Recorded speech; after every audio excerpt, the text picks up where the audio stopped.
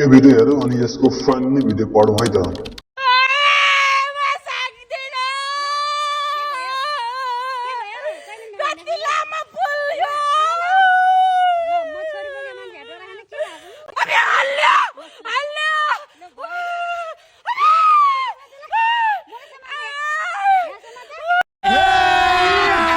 अभी मजा आएगा ना भिडो।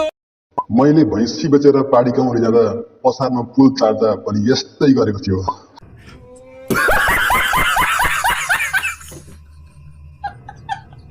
तल नदीमा बसेको माछाहरू नि उकालो फर्केर हाँसिरहेको होला।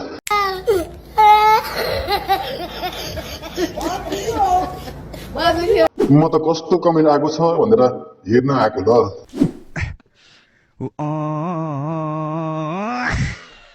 उता भिडियो पनि कस्तो भयो भनेर पिर्छ फेरि। कहाँ से आते हैं?